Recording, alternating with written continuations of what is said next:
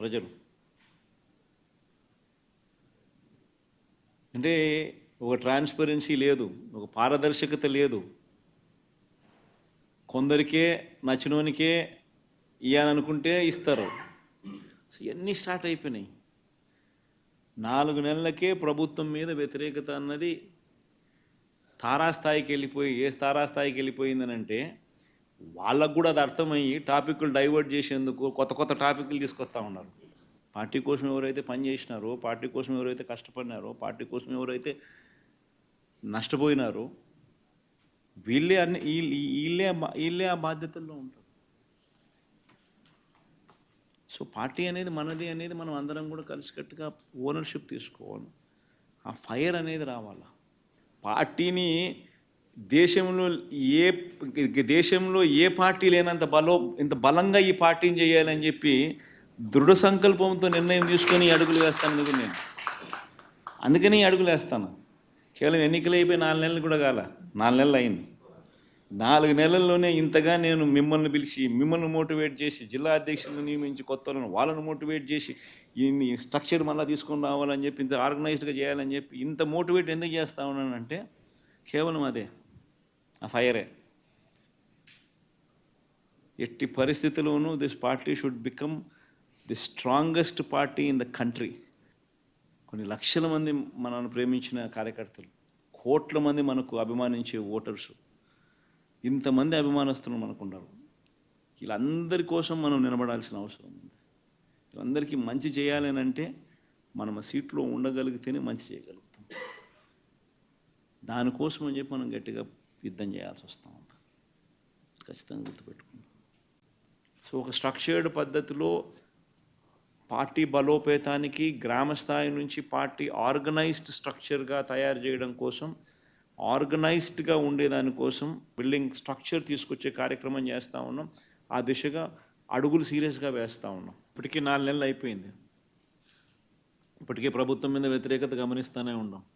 ఒక పక్క సూపర్ 6లు లేవు, ఒక పక్క సూపర్ 7లు లేవు, ఒక పక్క అబద్ధాలు అన్నది మోసం కింద కన్వర్ట్ అయిపోయింది, మోసం కింద కన్వర్ట్ అయింది, కోపం కింద కన్వర్ట్ అవుతుంది ప్రజల్లో.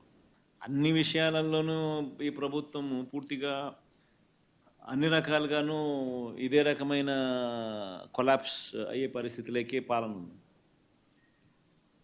స్కూళ్ళు పోయినాయి, ఫీజు రీయింబర్స్మెంట్లు పోయినాయి, హాస్పిటళ్ళు పోయినాయి, ఆరోగ్యశ్రీలు పోయినాయి, ఆరోగ్య ఆశ్రయాలు పోయినాయి, డోర్ డెలివరీ పోయింది, జన్మభూమి కమిటీలు వచ్చినాయి. సో ఎన్ని కనిపిస్తూ ఉన్నాయండి. చదువులు లేవు, చదువులు పోయినాయి, వ్యవసాయం పోయింది, పెట్టుబడి సాయం పోయింది, ఫ్రీ ఇన్సూరెన్స్ పోయింది, ఆర్బీకేలు పోయినాయి, అన్నీ పోయినాయి. పూర్తిగా గవర్నెన్స్ అంటే ఏదైతే మార్గదర్శకంగా రోల్ మోడల్గా నిలబడాల్సిన రంగాలు వ్యవసాయము, చదువులు, వైద్యము, 3 రంగాలు తిరోగమనమే. గవర్నెన్స్ అనేది లేదు. ఇష్టం వచ్చినట్టుగా దొంగ కేసులు పెట్టి రెడ్ బుక్ పరిపాలనతో దొంగ కేసులను ప్రోత్సహిస్తూ ఉన్నారు. గవర్నెన్స్ అనేది పూర్తిగా పోయింది. లా అండ్ ఆర్డర్ ఎక్కడా లేదు. డోర్ డెలివరీ అనేది గాలికి ఎగిరిపోయింది. ఇంతకుముందు పారదర్శకతంగా ఇచ్చే పరిస్థితి, ఈరోజు పారదర్శకత అనే పదం లేక ఈరోజు విజయవాడలో కనీసం ఫ్లడ్ ఎన్యూమరేషన్ చేయలేని పరిస్థితి. ఇన్ని ఇళ్ళు మునిగినాయి, ఈ మునిగిపోయిన ప్రతి ఇంటికి సహాయం చేయాలనుకుంటే కనీసం ఆ ఇళ్ళకు కూడా సహాయం చేయలేని పరిస్థితి. ఇప్పుడు కలెక్టర్ల దగ్గర చుట్టుముడుతున్నారు ప్రజలు. అంటే ఒక ట్రాన్స్పరెన్సీ లేదు, ఒక పారదర్శకత లేదు. కొందరికే నచ్చినోనికే ఇయ్యాలనుకుంటే ఇస్తారు. ఇవన్నీ స్టార్ట్ అయిపోయినాయి.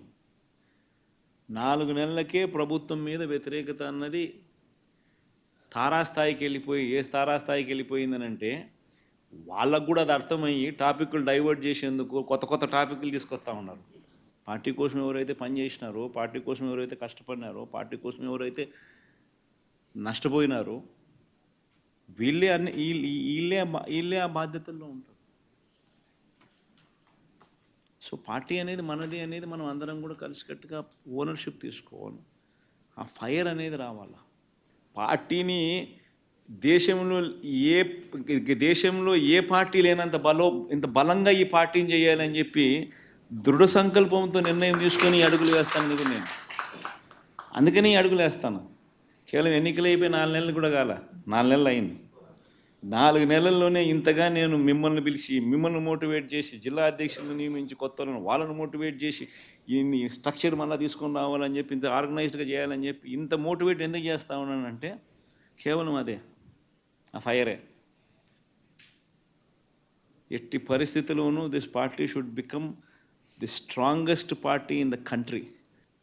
కొన్ని లక్షల మంది మనల్ని ప్రేమించిన కార్యకర్తలు, కోట్ల మంది మనకు అభిమానించే ఓటర్స్, ఇంతమంది అభిమానస్తులు మనకు ఉండాలి. వీళ్ళందరి కోసం మనం నిలబడాల్సిన అవసరం ఉంది. వీళ్ళందరికీ మంచి చేయాలని అంటే మనం ఆ సీట్లో ఉండగలిగితేనే మంచి చేయగలుగుతాం.